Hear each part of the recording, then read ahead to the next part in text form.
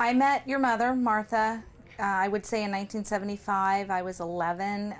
My brother brought her home from college. He was as proud as he could be because I think it was the first girlfriend he ever had. But they were married a year later, so I'm thinking I was about 11. I was very happy. I was the youngest of 5 and the only girl, so all of a sudden to have a girl in the family, a female Trimbach, other than my mother, I was very excited. What was your first impression of Mom? Oh, she could do much better. No, my first impression of Martha was she could do much better. Very pretty. I think that I noticed that Martha loved my brother, and that, how can you not immediately feel something for somebody that loves somebody that you love? So, I think I thought she was out of his league.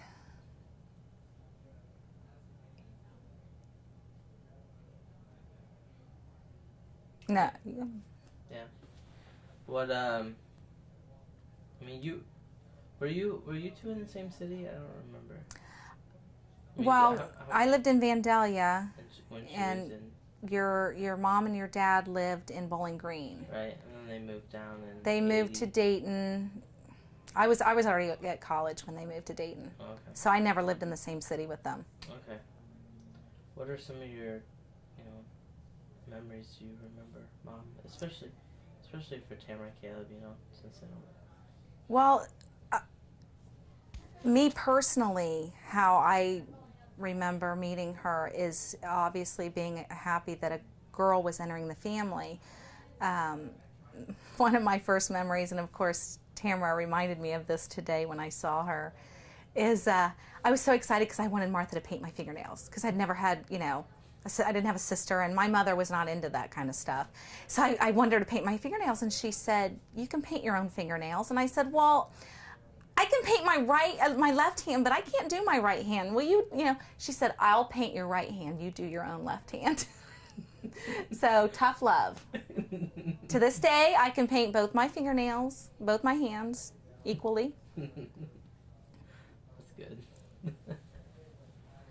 I don't know what.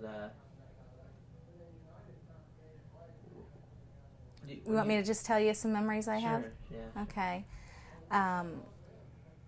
Martha and Larry wrote a song together that they sung at their wedding, and Larry played the guitar, and they were singing it prior to the wedding, at the house on Nary that your grandparents lived in. And it was so lovely that I had my friends come over and they played it for my friends, and to this day my friends remember that. I think that they were very anxious to start their lives together, and the enthusiasm of their love kind of moved to other people and touched other people, even my friends. We were preteens, and my friends thought it was lovely. I was, again, so excited to get a sister that at the wedding, I cried through the whole wedding.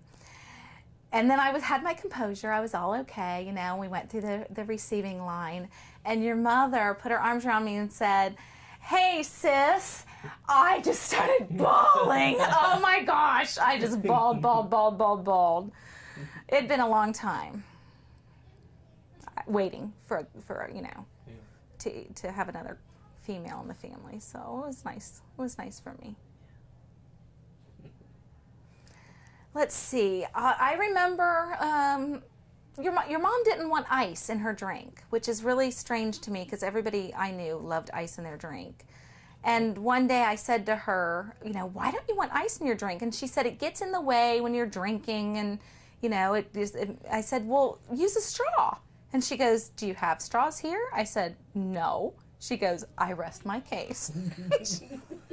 I was like, "Okay." Oh, I don't know why that sounds funny to me, but it did. She put me in my place. Like, Angie's Hello? the same way. She didn't like ice either. Let's see. I remember when she had her first child, and I remember going to visit that first child, and I actually have a picture of me holding Nathan, with my boyfriend at the time, now my husband, sitting next to me, looking at you, and that's in my den right now. That picture, it's like in a collage of pictures. But I remember when Tamara was born, and of course it was so exciting because we had another blonde girl in the family, yay. And then came Caleb, and he looked so much like Nathan. I mean, I looked at that baby and I said, I feel like I'm holding Nathan, because I remember, Nathan being so little. And one of the nicest things that Martha Trimbach ever did for me was give me 2 wonderful nephews and a beautiful niece.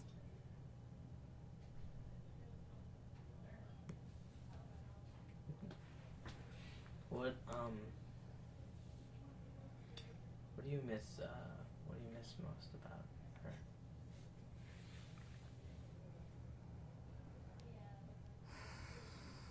Most people know this about me. I kind of associate her death with my son's life. The reason for that is that we found out she was sick at the same time we found out that Adam was going to be born very, very prematurely, and we didn't know if Adam was going to live or die. We didn't know if Martha was going to live or die. I almost felt like she took my son's place. Like my son was going to die, and all of a sudden, she's going to die. I felt like she took his place. And I remember when her mom came to stay with her as she was dying. And I said to myself,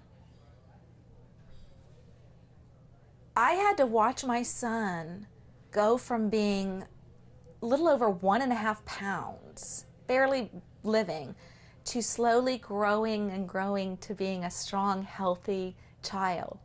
Shirley has to do that in reverse. And I will always, always associate Martha and Adam together. So I think that what I miss most is that I never got to show her what an incredible mother I am. And I learned it from her. I learned a lot from her as far as how to be a mother. I potty trained my children the same way she did, with the same book that she used. I did. And I've potty trained more than just my kids. So what I miss is what I didn't, not so much what I had then, but what I didn't get to have. Sorry. Let me mute it. Still going. As Adam got stronger, Martha got weaker. So I guess what I miss most about Martha is not being able to be mothers together. Sydney was 4 when she died. So I just didn't get to, I didn't get to learn nearly as much as she had to teach me. I could have learned more. She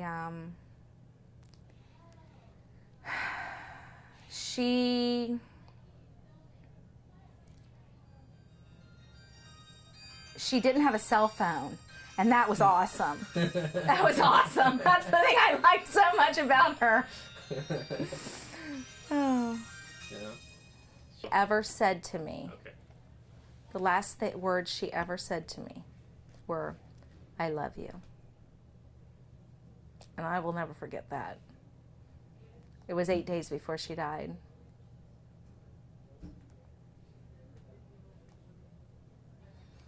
It's the same thing that I heard. I'm sure. I'm sure. I do have something else to say.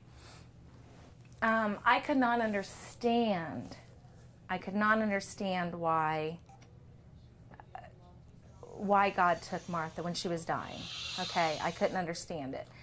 And my child was in the hospital fighting for his life. And there was a little girl that was kidnapped. And her name was Ashley Taggart. I will never forget this. And they found her several days later. She was 3 years old. And she had been terribly abused by the man that took her. And then we found out that Martha was going to die. And I said, why would God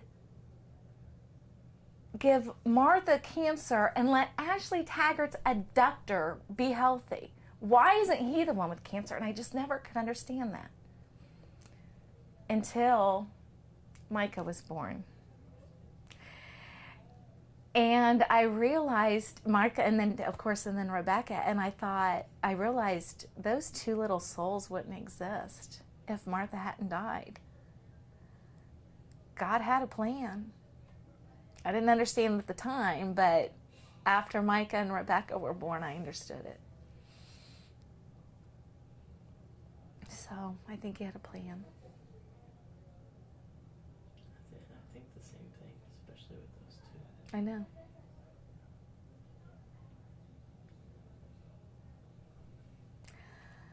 And a little secret that not many people know about me is every once in a while I still shed a tear over Martha. I do.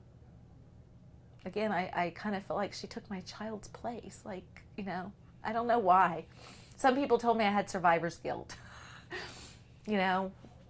Two Trimbachs fighting for their lives, and one makes it and one doesn't. I don't know. I just always associate those two together, and I always will. So I feel like she was taken. Obviously, now these two beautiful souls are here, which wouldn't be, but she was taken, and she's up there watching over us. And I always kind of felt like she was going to be watching over my children.